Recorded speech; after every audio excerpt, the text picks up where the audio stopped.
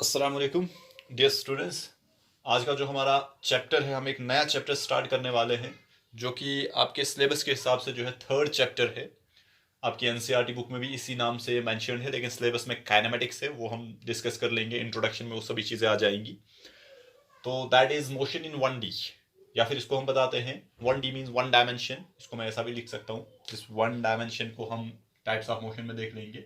हम इसको 1D motion भी बताएंगे, और it's also known as motion in a straight line और motion along a straight line. ये एक चैप्टर है जो कि मैकेनिक्स का चैप्टर है। वो हमें आहिस्ता आहिस्ता वो सभी चीज़ें समझ आ जाएंगी कि चैप्टर का नाम क्या है, और वो इंट्रोडक्शन इसका बहुत ही इंपॉर्टेंट है। बेसिक सब चीज़ें जो है इंट्रोडक्शन में भी आएंगी।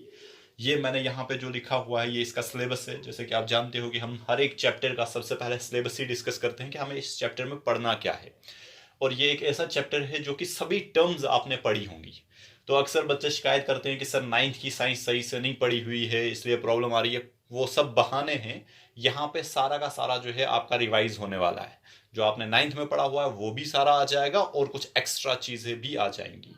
तो इसलिए इसको सही से पढ़ लेना, आपका वो सारा जो है कवर हो जाता है। ऑलमोस्ट आपका नाइन्थ का सिलेबस जो है 11th के सिलेबस के साथ मिलता है, और आपका 10th का सिलेबस जो है वो 12th के सिलेबस के साथ मिल जाता है। तो सभी चीज़ें जो है रिकॉल हो जाती है यहाँ पे, और एक्स्ट्रा इन्फॉर्मेशन भी मिल जाती है आपको। तो अगर किसी को रह गया होगा या कुछ वहां पे नहीं पढ़ा होगा, जो कि मेजॉरिटी बच्चे बताते हैं कि ये नहीं पढ़ा है वो नहीं पढ़ा है, तो टेंशन लेने की बात नहीं है। यहाँ पे आप सभी चीज़ें पढ़ोगे, जस्ट थोड़ी सी आपको जो है मेहनत करनी पड़ेगी। और यहाँ से जो हमारा पोर्शन स्टार्ट हो रहा है वो मैकेनिक्स का पोर्शन है। जो भी चैप्टर हमारे पास आ जाएगा वो मैकेनिक्स के अंडर आ जाता है। मैकेनिक्स को हम डिस्कस करेंगे इंट्रोडक्शन में। और ये मैं चाहता था, मैंने इसीलिए शिफ्ट किया था, दूसरे चैप्टर के बाद हमने मूव किया था थर्मोडाइनमिक्स, जैसा कि आप जानते हो। और हमने काइनेटिक थ्योरी ऑफ गैसेस, दो थ्योरेटिकल जो है चैप्टर्स पढ़ लिए थे। और ये जो चैप्टर है मैं चाहता था कि क्लास में पढ़ा लूँ, फिर मज़ा आ जाता। लेकिन अब ये खुल ही नहीं रहा है, तो इसलिए हमें कंटिन्यू तो करना पड़ेगा। तो हम यहीं पे इसको स्टार्ट कर देते हैं। मोशन इन 1D आसान है, समझ जाओगे। अगर नहीं समझोगे तो फिर समझ लो एक होल जैसा रहेगा आपकी पूरी जो है, मैं कहूँगा कि 2 साल में आपको ये फिलअप नहीं होगा। तो इसलिए ध्यान से देखना, यहाँ से आपकी फिजिक्स जो है असल में स्टार्ट हो रही है अभी। तो इसमें जो सबसे पहले सिलेबस की बात करेंगे, तो यहाँ पे लिखा हुआ है कुछ 7 पॉइंट्स मैंने लिखे हुए हैं। सबसे पहले इंट्रोडक्शन, उसके बाद असल में करेक्टरिस्टिक्स ऑफ मोशन है, जो कि ये सभी है। सेकंड, थर्ड एंड फोर्थ जो हमारे पास सीरियल नंबर है, ये करेक्टरिस्टिक्स ऑफ मोशन में आ जाएंगे। पोजीशन, डिस्टेंस, डिस्प्लेसमेंट, देख लो टर्म्स आपने सभी सुनी होंगी। स्पीड एंड वेलोसिटी, एक्सेलरेशन, ये जो है करेक्टरिस्टिक्स ऑफ मोशन आ रहे हैं, और ये हमने डिस्कस करने हैं। और ये आपने 9th में भी डिस्कस किए होंगे, यहाँ पे भी आ जाएगा। फिर जो इंपॉर्टेंट चीज हमारे पास है, जिसमें कि ये वाला पोर्शन जिसको कि मैं सर्कल कर रहा हूँ, ये आपके एकेडमिक्स में पूछा जाता है। इक्वेशन ऑफ काइनेमेटिक्स जो है वो आपको डिराइव करनी पड़ती है 2 मेथड से। 9th में सिर्फ आप एक मेथड यूज करते हो, मैं नहीं जानता कि आपने किया है नहीं किया, लेकिन आपके सिलेबस में है 9th में।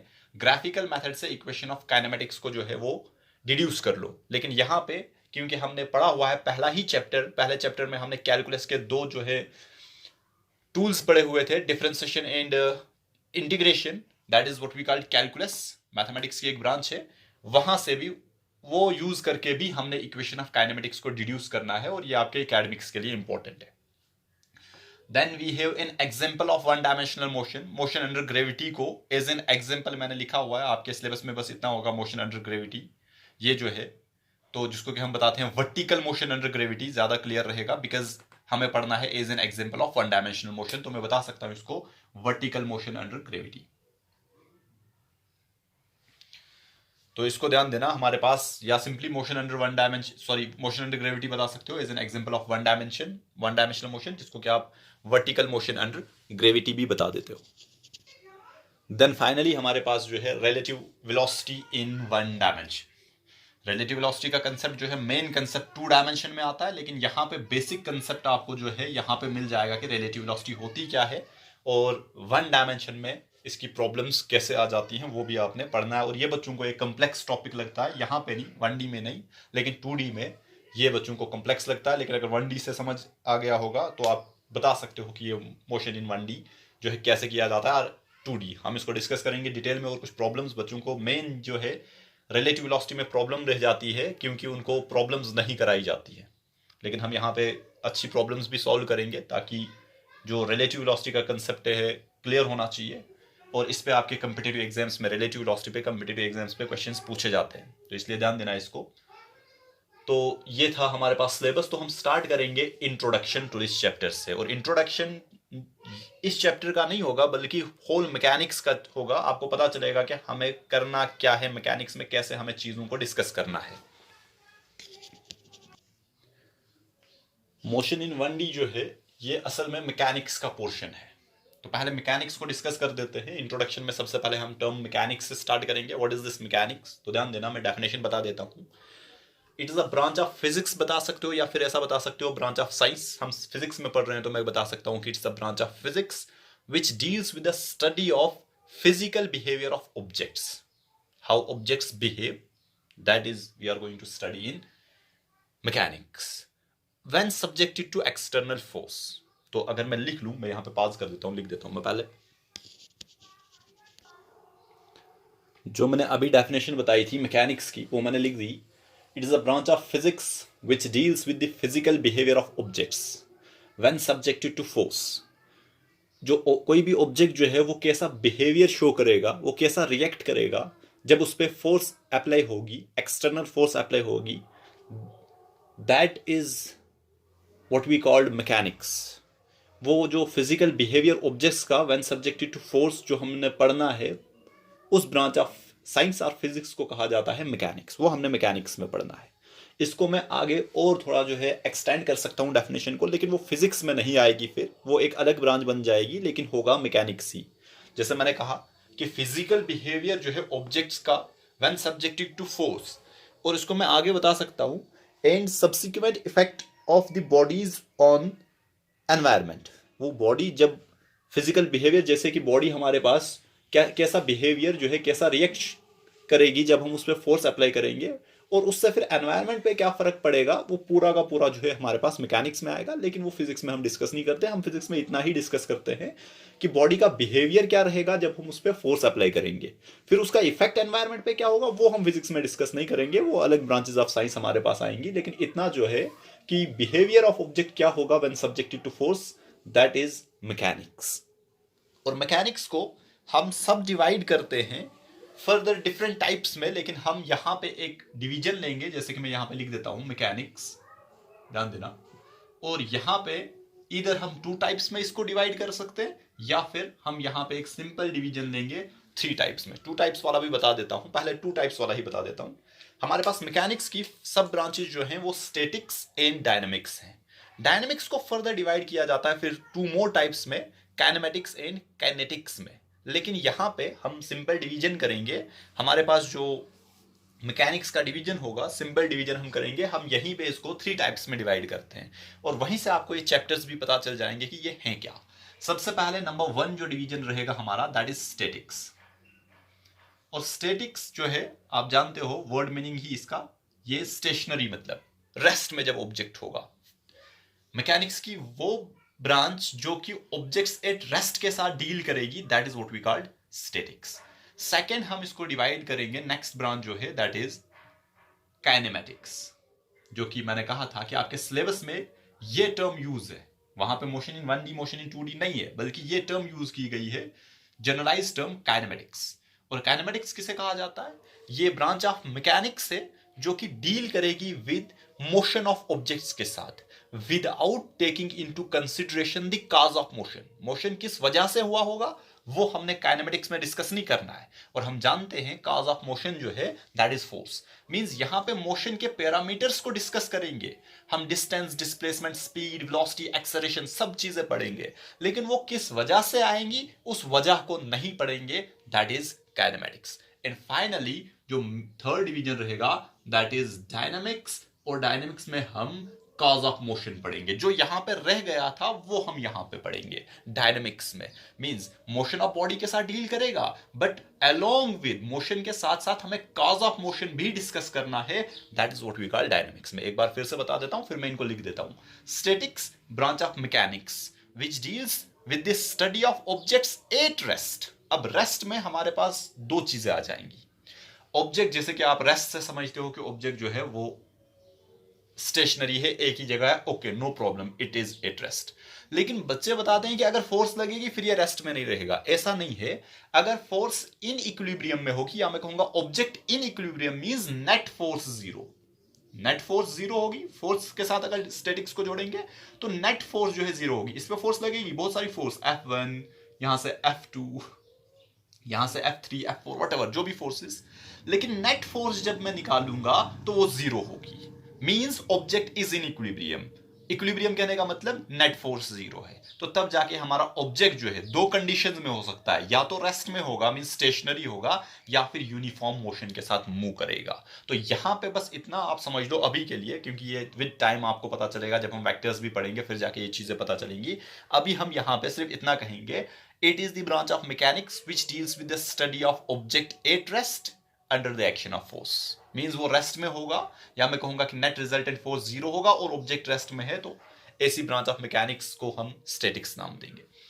काइनेमेटिक्स क्या कहा मैंने, ये ऐसी ब्रांच है मैकेनिक्स की जो कि डील करेगी with the motion of objects, लेकिन इसमें कॉज ऑफ मोशन जो है वो डिस्कस नहीं किया जाएगा, that is kinematics. And what is dynamics? Dynamics, it is that branch of mechanics which deals with the study of objects in motion taking into consideration the cause of motion। यहां पे cause of motion को discuss नहीं करेंगे, यहां पे cause of motion को discuss करेंगे। तो अब मैं स्टैटिक्स वाला पोर्शन सिंपल है, वो हम काइनेमेटिक्स में ही पढ़ेंगे, इसमें ये जुड़ जाएगा, इसको हम ज्यादा डिस्कस नहीं करेंगे। लेकिन काइनेमेटिक्स में आपके जो है 3 चैप्टर आएंगे, 1D एंड वेक्टर्स भी हमें इसी में पढ़ना है, ऑल्दो वेक्टर अलजेब्रा अलग है, लेकिन हम यहां पे देखेंगे काइनेमेटिक्स जो मैं अब बात कर रहा हूं सिलेबस के आपकी।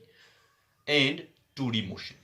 2D मोशन को समझने के लिए हमें वेक्टर्स को समझना जरूरी है, लेकिन 1D मोशन को समझने के लिए वेक्टर्स की जरूरत नहीं पड़ेगी। तो इसलिए पहले हम 1D खत्म करेंगे जो कि आपके सिलेबस का पोर्शन भी है, उसके बाद हम वेक्टर अलजेब्रा एनालाइज करेंगे, और उसके बाद हम 2 डायमेंशनल मोशन की ओर मूव करेंगे।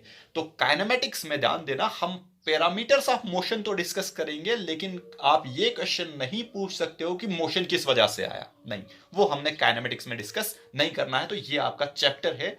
अगर मैं सिलेबस की बात करूं तो आपके सिलेबस में ये चैप्टर जो है काइनेमेटिक्स के नाम से है, 3rd चैप्टर, और इसमें 1D जो कि हम स्टार्ट कर रहे हैं, इसमें वेक्टर्स है, और इसमें 2 डायमेंशनल मोशन है। ठीक है, ये सिलेबस का पोर्शन है। और इसमें जो अभी हमने 7 सीरियल्स पढ़े, जो हमारे पास 7 नंबर्स आए, जैसे कि इंट्रोडक्शन मैंने बता दिया आपको, इंट्रोडक्शन हम पढ़ रहे हैं, उसके बाद parameters of motion, position, displacement, distance, उसके बाद स्पीड, वेलोसिटी, उसके बाद एक्सेलरेशन, इक्वेशन ऑफ काइनेमेटिक्स है हमारे पास, रिलेटिव वेलोसिटी है हमारे पास, वर्टिकल मोशन अंडर ग्रेविटी है, वो सभी जो है 1D में आ जाएंगी। ठीक है, सिमिलरली हमें एक अलग से 2D को एनालाइज करने के लिए हमें जो मैथमेटिक्स पता है वो सफिशिएंट नहीं है, हमें एक और ब्रांच ऑफ मैथमेटिक्स, जिसको मैं कहूंगा कि पोर्शन ऑफ मैथमेटिक्स पढ़ना है, that is what we called vectors.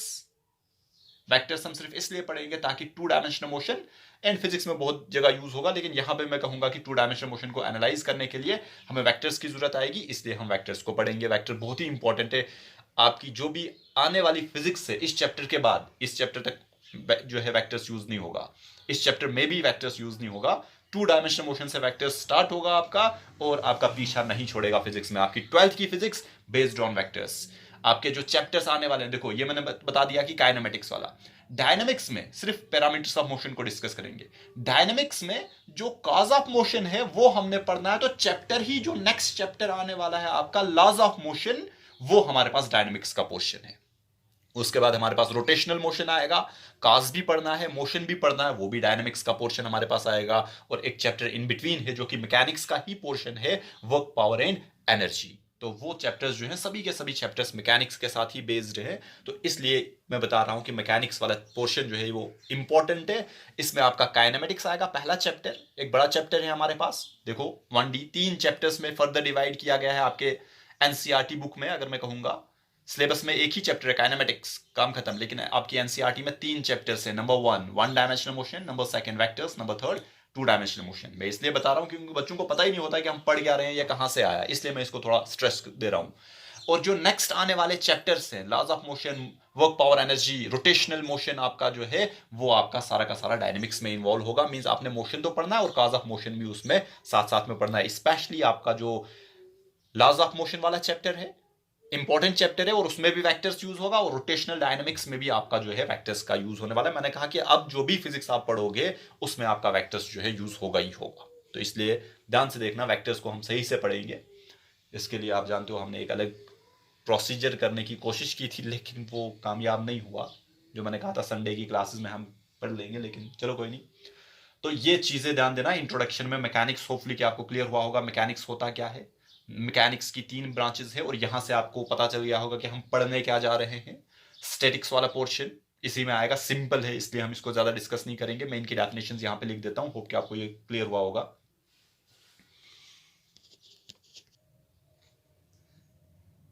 ये डेफिनेशंस लिखी हुई है स्टैटिक्स की।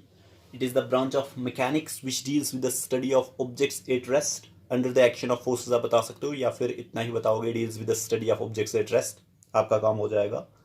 सेकंड जो है दैट इज काइनेमेटिक्स।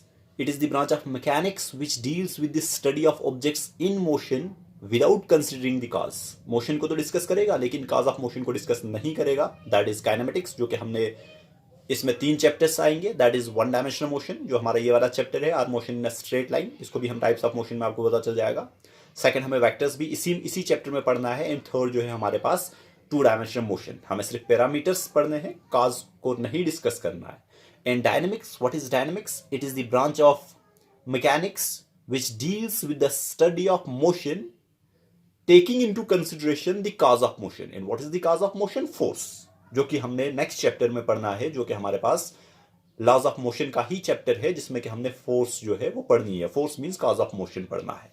मोशन को डिस्कस करेंगे along with the it's cause. Motion का कॉज क्या होगा? दैट इज फोर्स, वो भी हमने पढ़ना होगा, दैट इज डायनेमिक्स।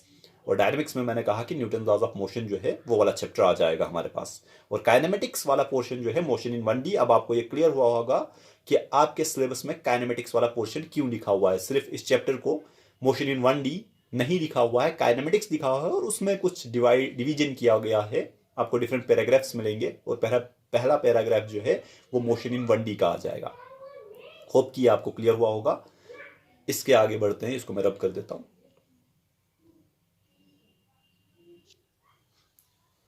मैकेनिक्स को डिस्कस करने के बाद इंट्रोडक्शन में ही आपके पास 2 टर्म्स इंपॉर्टेंट आ जाती हैं। जैसे अभी हमने कहा मैकेनिक्स को डिवाइड किया स्टैटिक्स एंड काइनेमेटिक्स में, एंड डायनेमिक्स में, और उसमें हमने कहा कि स्टैटिक्स डील करेगा विद ऑब्जेक्ट्स एट रेस्ट, तो रेस्ट पता होना चाहिए होता क्या है। एंड काइनेमेटिक्स डील करेगा with the objects in motion, तो हमें पता होना चाहिए कि रेस्ट है क्या एंड मोशन क्या है। रेस्ट एंड मोशन जो है हमारे पास ये एब्सोल्यूट टर्म्स नहीं है, मींस कि ये फिक्स्ड नहीं है कि हमने कहा कि किसी ऑब्जेक्ट को ये रेस्ट में है तो हो गया काम खत्म, हमेशा रेस्ट में होगा, नहीं, ऐसा नहीं है। या ऑब्जेक्ट को कहा कि ये मोशन में होगा तो हम कहेंगे कि हर कंडीशन में ये मोशन में होगा, नहीं, ऐसा नहीं है। इसीलिए हम बताते हैं rest and motion are relative, they are not absolute terms. इसको हम डिस्कस करेंगे विद टाइम। अब रेस्ट एंड मोशन, पहले हम डेफिनेशन की ओर आ जाते हैं। रेस्ट होता क्या है? कब कहा जाएगा कि ऑब्जेक्ट जो है वो रेस्ट में है, जिसको कि हम फिर स्टैटिक्स में पढ़ेंगे। तो रेस्ट को डिफाइन किया जा सकता है, या मैं ऐसा कहूंगा कि ऑब्जेक्ट को कहा जाएगा कि वो रेस्ट में है। An object is said to be at rest if it does not change its position with respect to its surrounding with time, then the object is said to be at rest. Means कि जब हमारे पास एक कोई object है वो अपनी position को नहीं बदल रहा है विद रेस्पेक्ट टू सराउंडिंग। मैंने कहा था कि डिपेंड करेगा किसी चीज पे, किस पे डिपेंड कर रहा है? पहला हमने कहा विद रेस्पेक्ट टू सराउंडिंग जो है वो अपनी पोजीशन चेंज नहीं करना चाहिए। एंड सेकंड, विद टाइम ये अपनी पोजीशन चेंज नहीं करना चाहिए, then the object is said to be at rest. जैसे अगर कॉमनली कहेंगे हम तो हमारे माउंटेन्स जो हमें दिख रहे हैं कि रेस्ट में है, ठीक है। सिमिलरली आप देखोगे जो भी बिल्डिंग्स हैं वो रेस्ट में है, ऐसा ही है। तो हमारे जो ट्रीज हैं वो रेस्ट में है। तो बहुत सारी एग्जांपल्स दे सकते हो कि कुछ ऐसी चीजें स्टेशनरी जो कि with respect to surrounding and with respect to time अपनी पोजीशन को चेंज नहीं करेंगे, तो हम कहेंगे कि रेस्ट में है। And what is motion? Object को कब कहा जाएगा कि वो मोशन में है? तो हम बताएंगे an object is said to be in motion if it changes its position. वहां पे कहा था डज नॉट, यहां पे कहेंगे कि it changes its position with respect to surrounding and with time, then the object is said to be in motion. जैसे vehicle घूम रहा है, आपके सामने से निकल गया, that is in motion. Planets को हम बताते हैं दे आर इन मोशन, ठीक है। मूविंग कार, जैसे मैंने अभी कहा मूविंग व्हीकल जो है वही का रेस्ट में होगा, मीन्स एक ही जगह होगा, चेंज नहीं करेगा पोजीशन, तो रेस्ट में। लेकिन मूव कर रहा होगा, चेंज करेगा अपनी पोजीशन को with respect to surrounding with time, that is what we called, that is in motion. जैसे हमारी अर्थ है वो घूम रही है मीन्स अपनी पोजीशन को स्पेस में चेंज कर रही है, with respect to surrounding change हो रही है अपनी इसकी पोजीशन, तो हम कहेंगे दैट इज इन मोशन। लेकिन जो मैंने अभी कहा था, चलो पहले डेफिनेशंस लिख देता हूं। ये आपके पास दोनों rest as well as motion की डेफिनेशंस आ गई। Rest, an object is said to be at rest if it is not changing its position with respect to surrounding with time, that is what we call rest.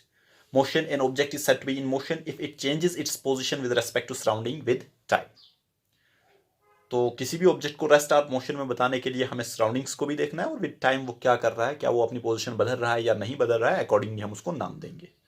तो अब हम discuss करेंगे एक statement जो कि मैंने कहा था बिगिनिंग में ही आपको, वो बहुत ही इंपॉर्टेंट स्टेटमेंट है, ये समझना बहुत जरूरी है कि बोथ रेस्ट एंड मोशन, ध्यान से देखना मैंने दोनों को लिख दिया, both rest and motion are relative. ये जो टर्म्स हैं they are relative terms, both rest and motion are.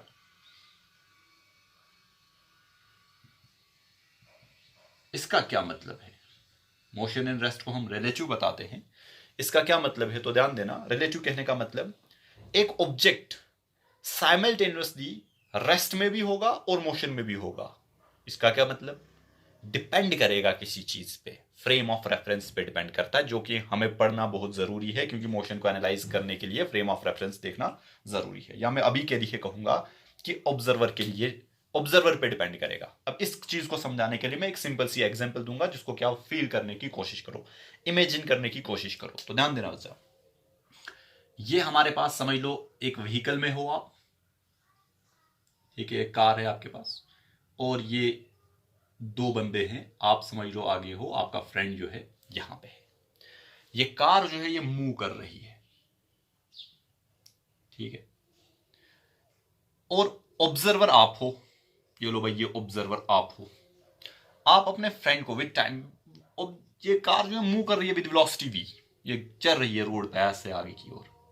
आप जब अपने फ्रेंड को देखते हो तो आपको बार बार ये एक ही जगह दिखता है, अपनी सीट पे बैठा हुआ है, इसके और आपके बीच में 1 मीटर का डिस्टेंस है, मींस अपनी पोजीशन को नहीं बदल रहा है with respect to surrounding and with time. तो आपको लगेगा ये जो ऑब्जेक्ट है, ये जो आपका फ्रेंड है, जिसको मैं यहां पे कहूंगा एफ लिखूंगा, फ्रेंड आपका, आपके लिए ये रेस्ट में है, ओके, नो प्रॉब्लम। लेकिन एक बंदा बाहर बैठा हुआ है, ठीक है, एक बंदा जो है वो बाहर है, वो इसे देख रहा है आपके फ्रेंड को, तो उसको क्या दिखेगा? उसको दिखेगा ये मूव कर रहा है, और सेम जिस स्पीड से ये गाड़ी जा रही है उसी स्पीड से मूव कर रहा है। तो अब मैं आपसे पूछूंगा, नॉट एज एन ऑब्जर्वर, ऐसे ही इन जनरल मैं आपसे पूछूंगा, बताओ भाई, ये एफ जो है, ये समझ लो आपका एक फ्रेंड, आपके इस वाले फ्रेंड को, ये भी समझ लो फ्रेंड, जिसको मैं ओ लिख दिया, ऑब्जर्वर, इसको, इसके लिए ये वाला ऑब्जेक्ट एफ जो था वो रेस्ट में था, ओके। आपका दूसरा फ्रेंड ये, इसके लिए ये वाला ऑब्जेक्ट जो है घूम रहा है। अब मैं कहूंगा भाई बताओ ये ऑब्जेक्ट क्या कर रहा है, क्या ये रेस्ट में है या फिर मोशन में है? तो आप कहोगे विद रेस्पेक्ट टू किसके बताना है, क्या ऑब्जेक्ट ओ के बताना है, जो कि ऑब्जेक्ट 1 होगा, ऑब्जर्वर 1 होगा, या ऑब्जर्वर 2 होगा? For observer 2 it is in motion, for observer 1 it is at rest. तो जो मैंने अभी कहा, rest and motion is, rest as well as motion, they are relative terms, means an object at rest can be in motion simultaneously, means it can be in motion, it can be at rest, depending upon the observer। आप कहां से view कर रहे हो? जैसे अभी हम अर्थ पे हैं, अर्थ जो है, जो भी बिल्डिंग यहां पे है, जो भी माउंटेन जो मैंने एग्जांपल दी, जो भी ट्री है, आपके लिए वो रेस्ट में है। आप अर्थ पे हो, आपके लिए वो रेस्ट में है। लेकिन आपका फ्रेंड बाहर गया, उसको क्या ये रेस्ट में, स्पेस में चला गया, अर्थ से बाहर चला गया, क्या उसको ये रेस्ट में दिखेंगे? नहीं, बिकॉज अर्थ जो है रिवॉल्व भी कर रही है और रोटेट भी कर रही है, तो उसको लगेगा ये सारा का सारा घूम रहा है। That is what we called rest and motion are relative. It depends upon the observer. आप कहां से देख रहे हो, that becomes important and that is what we call frame of reference. तो frame of reference को समझना बहुत ही जरूरी है। अगर हमने parameters of motion, अगर हमने statics, kinematics, dynamics को समझना है, तो हमें ऑब्जर्वर का पता होना चाहिए। मींस हम कहां से एनालाइज कर रहे हैं और कहां से एनालाइज करना है, उसी को हम नाम देंगे। हमारे पास एक फ्रेम होगा, एक जो है फिक्स्ड पोजीशन हम करेंगे जिसको कि हम फ्रेम ऑफ रेफरेंस बताएंगे। तो ये होप कि आपको क्लियर हुआ होगा कि both rest and motion are relative terms, means an object at rest can be in motion simultaneously, just depend क्या किस पे करेगा कि आप जो है ऑब्जर्वेशन कहां से कर रहे हो, कैसे ऑब्जर्वेशन कर रहे हो, उस पर डिपेंड करेगा। That is what we call both rest and motion are relative terms. इस एग्जांपल से आपको क्लियर हुआ होगा कि मींस जो ऑब्जेक्ट आपके लिए रेस्ट में है जरूरी नहीं है कि दूसरे बंदे के लिए भी वो रेस्ट में होगा, दूसरे बंदे के लिए वो मोशन में होगा। तो अब कैसे डिस्क्राइब करें, तो अब सही से एनालाइज करने के लिए हमें एक फिक्स्ड पोजीशन पे जाना पड़ेगा, फिर जाके हमें एनालाइज करेंगे। तो उसी फिक्स्ड पोजीशन को, जिस फिक्स्ड पोजीशन को लेके हम किसी ऑब्जेक्ट को एनालाइज करेंगे, ऑब्जर्व करेंगे, उसी का हम नाम दे देते हैं फ्रेम ऑफ रेफरेंस। तो ये नोट कर देना ये चीज, rest as well as motion they are relative, और होप कि आपको ये क्लियर हुआ होगा इसका क्या मतलब है। आफ्टर रेस्ट एंड मोशन हम डिस्कस करेंगे फ्रेम ऑफ रेफरेंस को। तो फ्रेम ऑफ रेफरेंस को समझना बहुत ही ज़रूरी है, पहले इसकी इंपॉर्टेंस ही देख लेते हैं और उसके बाद हम बताएंगे कि ये चीज़ है क्या, इसमें कौन कौन सी जो है चीज़ें और आ जाएंगी। तो ध्यान देना बच्चा, हमने पढ़ना है मोशन के पैरामीटर्स, और मोशन का बेसिक पैरामीटर जो है वो पोजीशन, जैसे हमने रेस्ट को भी मोशन को भी डिस्कस किया based on position with respect to surrounding and with time. तो उसी पोजीशन को मैं आपको बताऊंगा कि वो पोजीशन जो है वो बदल जाएगी अगर हम ऑब्जर्व, जैसे मैंने अभी एक एग्जांपल दे दी, सेम ध्यान देना, ये ऑब्जर्वर है, ठीक है, समझ लो ये आप, यहां पे एग्जांपल देना थोड़ा टिपिकल हो जाता है समझाना, और ये ए, ये बी और ये सी है, ठीक है।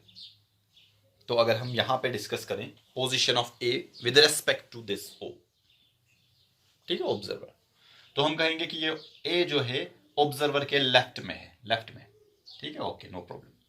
सी जो है ऑब्जर्वर के राइट में है, okay no problem. And B जो है ऑब्जर्वर के फ्रंट में है, आगे। लेकिन ध्यान देना, अगर ये ऑब्जर्वर इधर चला गया तो क्या आप यही चीजें फिर से बता सकते हो पोजीशन के बारे में? अभी हमने आपसे पूछा, ये आप यहां पे थे, हमने पूछा, समझ लो ये तीन ऑब्जेक्ट्स हैं सामने, हम आपको कहेंगे what about the position of A, आप कहोगे towards left, what about position of B, आप कहोगे in front of me, C towards right. लेकिन आप यहां चले गए, ऑब्जर्वर यहां चला गया, अब यहां पे नहीं है, यहां पे है। अब कहूंगा ए बी एंड सी की पोजीशन, तो आप कहोगे ये भी लेफ्ट राइट में है, ये भी राइट में है, और ये भी राइट में है, तीनों राइट में है। और यहां लेट इट बी, एक और चीज बता देता हूं, ये हो गया पोजीशन के बारे में, अभी बता देता हूं कुछ और चीजें। ये ऑब्जर्वर था यहां पे, ये वाला ऑब्जर्वर, तो आपने कहा लेट इट बी एक और पैरामीटर को डिस्कस कर लेते हैं। पोजीशन इसकी बतानी थी, तो आपने कहा लेफ्ट में, और मेरे से यहां से लेके यहां तक 1 मीटर की दूरी पे, ओके। ये लेट इट बी ये 0.5 मीटर की दूरी पे फ्रंट में, और 0.5 मीटर की दूरी, अब मैं डिस्टेंस ला रहा हूं, और ये लेट इट बी 1 मीटर की दूरी पे, ये भी टुवर्ड्स राइट। लेकिन जब यही ऑब्जर्वर यहां चला गया, क्या आप यही चीजें बता सकते हो? इसका जो डिस्टेंस है from the observer to the point A और ऑब्जेक्ट ए, इज दैट 1? नहीं, ऑब्जर्वर के बदलने से ए बदल गया, डिस्टेंस, पोजीशन भी बदल गई, डिस्टेंस भी, मींस पैरामीटर्स ऑफ मोशन जो है बदल गए, ये भी बदल गया, ये भी बदल गया। किसके बदलने से? जब ऑब्जर्वर ने अपनी प्लेस जो है वो चेंज कर ली, मींस समझ लो ऑब्जर्वर बदल गया, तो ये चीजें भी जो है पैरामीटर्स ऑफ मोशन जो है बदल जाएंगे। तो इसीलिए पैरामीटर्स ऑफ मोशन को डिस्क्राइब, सही से डिस्क्राइब करने के लिए हमें एक फिक्स्ड फ्रेम चाहिए, मींस एक फिक्स्ड पोजीशन चाहिए जहां से हम पैरामीटर्स ऑफ मोशन को डिस्कस करेंगे। That fixed frame is what we called frame of reference. ऐसा नहीं, अदरवाइज होगा क्या, डिफरेंट ऑब्जर्वर्स के लिए डिफरेंट जो है पैरामीटर्स आ जाएंगे, डिस्टेंस एक का अलग, दूसरे का अलग। अब कौन सा सही माने, तो फॉर दैट उसको लाने के लिए, मींस सिमेट्री लाने के लिए, सही से मेजर करने के लिए, हर जगह जो है सेम आ जाए, हमें एक फिक्स्ड पोजीशन, फिक्स्ड प्लेस जो है वो बतानी है जहां से हम पैरामीटर्स ऑफ मोशन को या मोशन को डिस्कस करेंगे। That is what we called frame of reference. तो हम फ्रेम ऑफ रेफरेंस को कैसे डिस्कस कर सकते हैं, कैसे डिस्क्राइब कर सकते हैं? A fixed position, a fixed position को हो या फिर पॉइंट को हो या फिर प्लेस को हो, एक फिक्स्ड कर देना है हमने, ठीक है। या इसको मैं कहूंगा कोऑर्डिनेट्स, ये भी बता देता हूं कोऑर्डिनेट्स क्या होता है। अ फिक्स्ड पोजीशन, प्लेस बताओ या फिर कोऑर्डिनेट्स बताओ, with respect to which parameters of motion, parameters of motion अब आपको पता होना चाहिए. What are parameters of motion? They are position, distance, displacement, जो मैंने बिगिनिंग में कहा था, speed, velocity, acceleration. They are the parameters of motion. With respect to which parameters of motion are measured, are observed, that fixed position place is what we call frame of reference. Now what is this coordinate axis? जो कि आपने देखा होगा mathematics यार 9th के physics में x axis ले लेते हैं हम, y एक्सिस ले लेते हैं, ये x एक्सिस, ये y एक्सिस, और जो है हमारी z एक्सिस ले लेते हैं. these coordinate axes, इसका क्या मतलब है? coordinate system or axis, it is actually a system which uses one or more numbers. What it uses? It uses one or more numbers to uniquely determine the position or place of an object. That is what we call coordinate axis or coordinate system. Now what is coordinate system or coordinate axis? ये हम क्या बताते हैं? It is a system which uses one or more numbers to uniquely, अच्छा मैं stress कर रहा हूं, uniquely means वो नंबर किसी और के लिए नहीं आएगा. अगर मैंने कहा, जैसे आपने देखा होगा आपके मैथमेटिक्स में कोऑर्डिनेट जियोमेट्री में आपने देखा होगा 9th में और 10th में, आप बताते हो ये पॉइंट जो है इसके ऑर्डर्ड पीएस, इसके कोऑर्डिनेट्स क्या है? आप कहोगे 1 1, लेट इट बी 1 1 ही बताता हूं, x1 y1. इसका क्या मतलब है?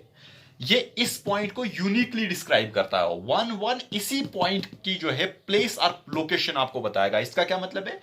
ऑब्जर्वर से, सॉरी, ये जो सेंटर है ओरिजिन से इधर 1 मीटर चले जाओ, लेट इट बी 1 1 मीटर की बात करेंगे, और फिर यहां से ऊपर 1 मीटर चले जाओ, इस प्लेस पे आप पहुंचोगे.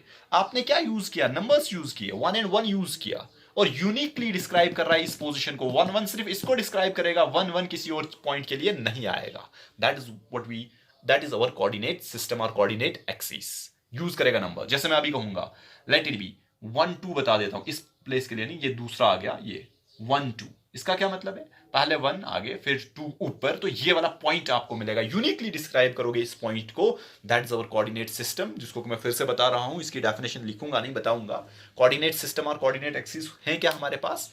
अ system which uses one or more numbers to uniquely determine the position of an object. And coordinate axis frame of reference का एक पैरामीटर है. फ्रेम ऑफ रेफरेंस का, फ्रेम ऑफ रेफरेंस में कुछ और चीजें आएंगी. पहले बेसिक फ्रेम ऑफ रेफरेंस, एक फिक्स्ड प्लेस हमने करनी है, प्लेस को हो, पॉइंट को हो, जहां से हम ऑब्जर्वेशन करें. That is frame of reference. अब ध्यान देना, मैंने कहा जहां से हम ऑब्जर्वेशन करें.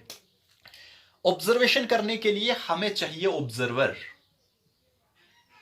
उस प्लेस पे ऑब्जर्वर को तो रखना है ना, तो ऑब्जर्वर आएगा फ्रेम ऑफ रेफरेंस का एक पैरामीटर. ठीक है. अब मोशन को डिस्क्राइब करने के लिए हमने क्या कहा? विद रेस्पेक्ट टू, या रेस्ट और मोशन को with respect to surrounding and with time. Time को मेजर करने के लिए हमें क्या चाहिए? क्लॉक. और ऑब्जर्वर भी आ गया, क्लॉक भी आ गया. अब स्पेस में मीन सराउंडिंग में किस जगह है वो, उसके लिए हमें चाहिए कोऑर्डिनेट एक्सिस. एक्सिस और कोऑर्डिनेट सिस्टम हमें चाहिए. ये तीन चीजें मिलके, अभी की एनालिसिस के लिए मैं बता रहा हूं, ये तीन चीजें मिलके, ऑब्जर्वर, क्लॉक, कोऑर्डिनेट एक्सिस मिलके हमारे पास फ्रेम ऑफ रेफरेंस बताएंगे. फिर जाके हम सही से जो है एनालिसिस कर सकते हैं, ऑब्जर्वेशन कर सकते हैं. ध्यान देना, मैं इस चीज को बना देता हूं. पहले फ्रेम ऑफ रेफरेंस तो पता चल गया, एक फिक्स्ड चीज हमने लेनी है जहां से हम ऑब्जर्वेशन करेंगे. ऑब्जर्वेशन के लिए ऑब्जर्वर चाहिए, क्लॉक चाहिए because with respect to time भी हमें बताना है, एंड कोऑर्डिनेट एक्सिस स्पेस भी हमने यूज करनी है. सराउंडिंग के लिए कोऑर्डिनेट एक्सिस यूज करेंगे, टाइम के लिए हम क्लॉक यूज करेंगे. यूज कौन करेगा? ऑब्जर्वर करेगा. तो ऑब्जर्वर का होना जरूरी है. तो फ्रेम ऑफ रेफरेंस में जो तीन चीजें हैं, ध्यान देना, सबसे पहले मैं एक ऑब्जर्वर बना देता हूं. ये समझ लो, ये ऑब्जर्वर है. ठीक है. ऑब्जर्वर को चाहिए क्लॉक, या फिर ऐसा बना देते हैं, ध्यान देना, ऑब्जर्वर की सिर्फ मैं आई बना देता हूं. ये लो, ठीक है. ये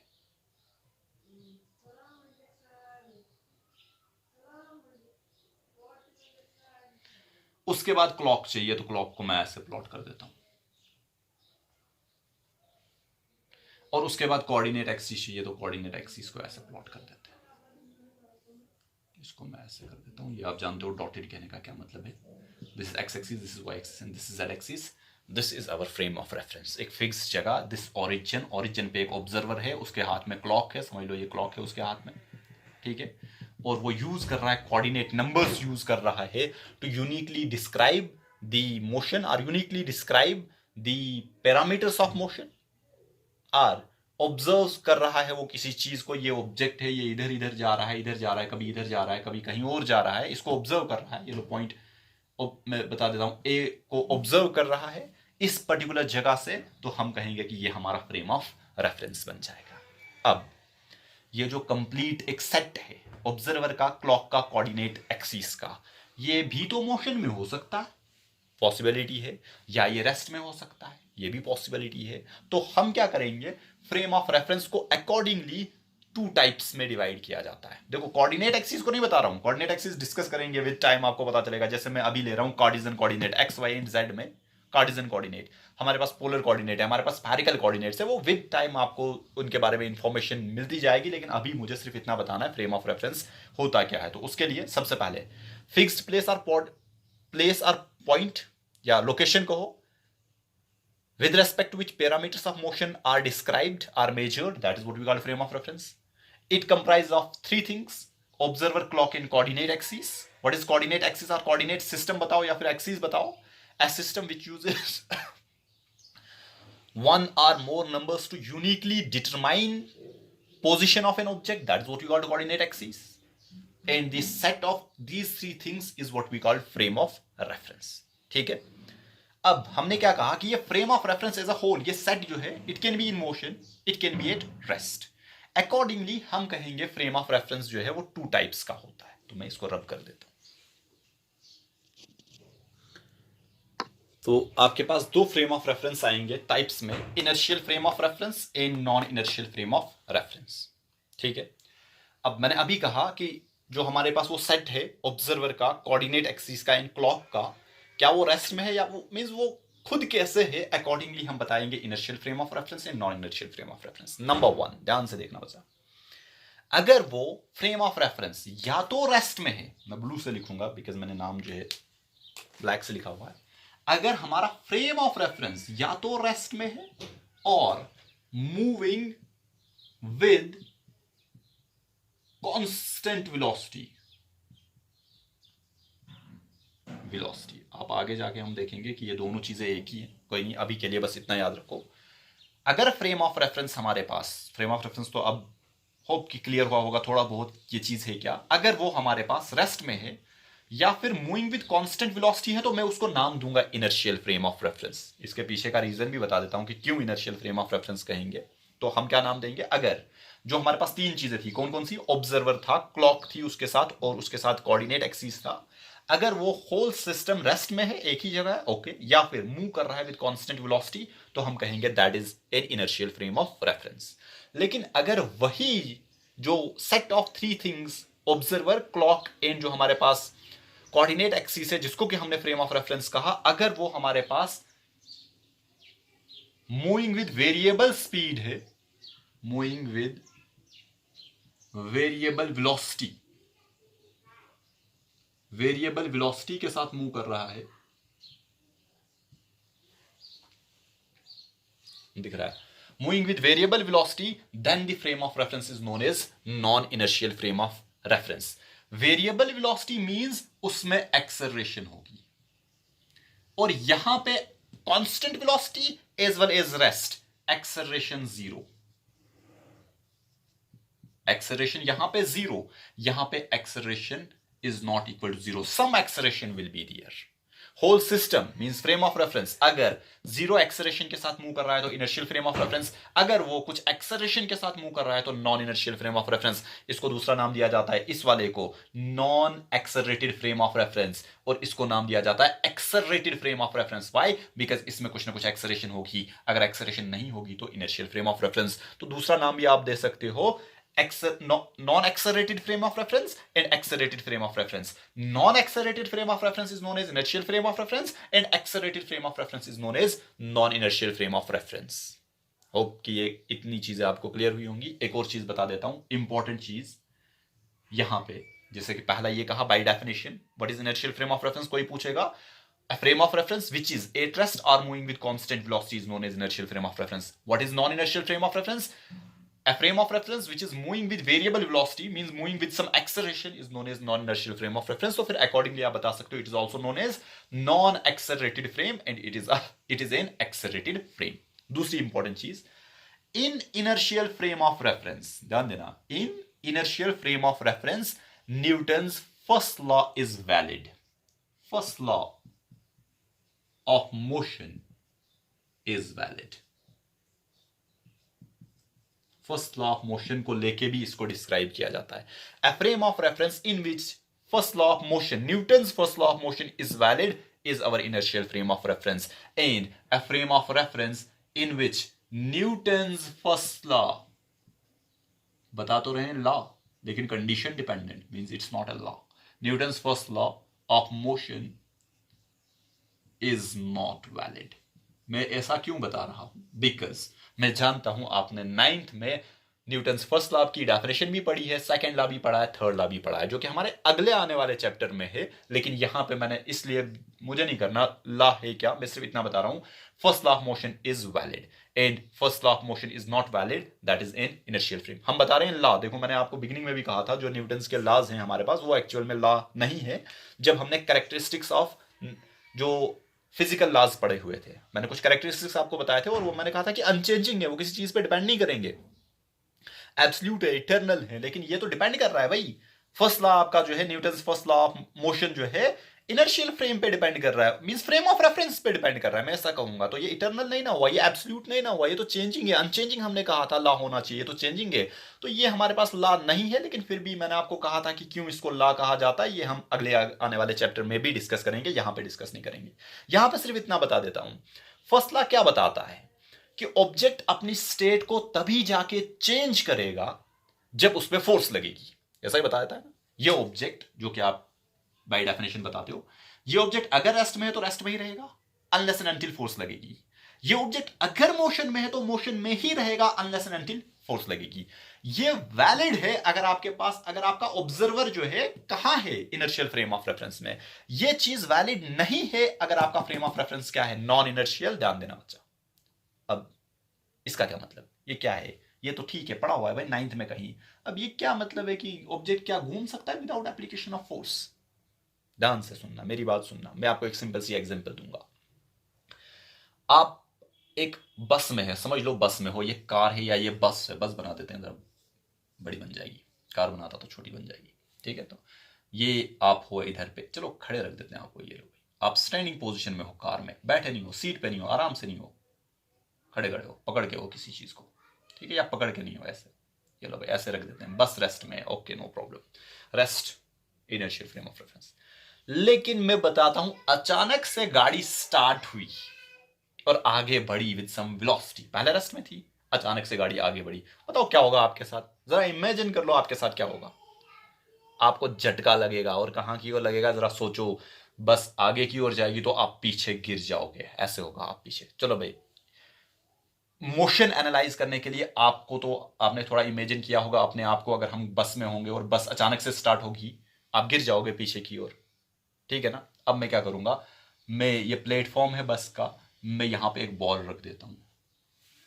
ठीक है, और ये बस अचानक से मूव करना स्टार्ट कर गई. बताओ भाई इस बॉल के साथ क्या होगा. आप कहोगे ये भी मूव करेगी भाई, ये रेस्ट में नहीं रहेगी, अभी तक इधर पे थी, अब ये मूव करेगी backward. Let it be backward, बता देते हैं. और होगा भी जब ये इधर पे है, ये हमारे पास, ये ऐसे है, ध्यान से देखना, ये बस है हमारी, और ये जो मार्कर है ये हमारे पास समझो बॉल है, और मैं अपने हाथ को अचानक आगे की ओर लूंगा. देखना मार्कर के साथ क्या होगा, बिगिनिंग में देखना, उसके बाद क्या होगा वो नहीं देखना. बिगिनिंग में इसको झटका पीछे की ओर लगेगा. ये देखो ये कहां आया था, अगर आप चेक करोगे, अगर आप वीडियो को फिर से, मैं इसको फिर से दिखाऊंगा, यहीं पे हमें चेक हो रहा है. ये देखो भाई, ये इधर है. ठीक है, और मैं हाथ को आगे लूंगा, हाथ को आगे लूंगा, मार्कर के साथ कुछ नहीं करूंगा, हाथ को आगे लूंगा. और बिगिनिंग में, उसके बाद नहीं, बिगिनिंग में, मैं फिर से बता रहा हूं, बिगिनिंग में आप देखो कि क्या होगा मार्कर के साथ. ये देखो ये पीछे आया, मार्कर जो है वो मूव हुआ ऐसे पीछे की ओर, बैकवर्ड. और मैं आपसे एक क्वेश्चन पूछूंगा, बताओ भाई कौन सी फोर्स लगी. अगर आप न्यूटन्स फर्स्ट लॉ अप्लाई करोगे, बताओ कौन सी फोर्स लगी, किस फोर्स ने इस मार्कर को पीछे लिया, कौन सी फोर्स इस बॉल को यहां पीछे मूव कराएगी, इसकी स्टेट को चेंज कराएगी. कौन सी फोर्स, जब आप बस में थे, जब बस मूव कर गई, कौन सी फोर्स ने आपको पीछे धकेला, क्या कोई फोर्स लगी. नेचुरल फोर्स, जिसको कि हम फोर्स, जिन फोर्सेस को हम जानते हैं, नहीं बता सकते हो किसी भी फोर्स का नाम। तो आपकी स्टेट जो है वो बदल रही है विदाउट एप्लीकेशन ऑफ फोर्स में, तो ऐसा ही बताऊंगा। तो अगर विदाउट एप्लीकेशन ऑफ फोर्स बदल रही है तो न्यूटन फर्स्ट लॉ कहां से वैलिड रहा? पता चल रहा है? इस मोशन को डिस्क्राइब करने के लिए हमारे पास कोई रियल फोर्स नहीं बता सकते हम बताएंगे कि यहां पे जो फोर्स लगी उसका नाम देंगे सीडो फोर्स। क्या नाम देंगे? सीडो फोर्स और फिक्शियस फोर्स। क्या बताएंगे? यहां पे किसी रियल फोर्स का हम नाम नहीं बता सकते।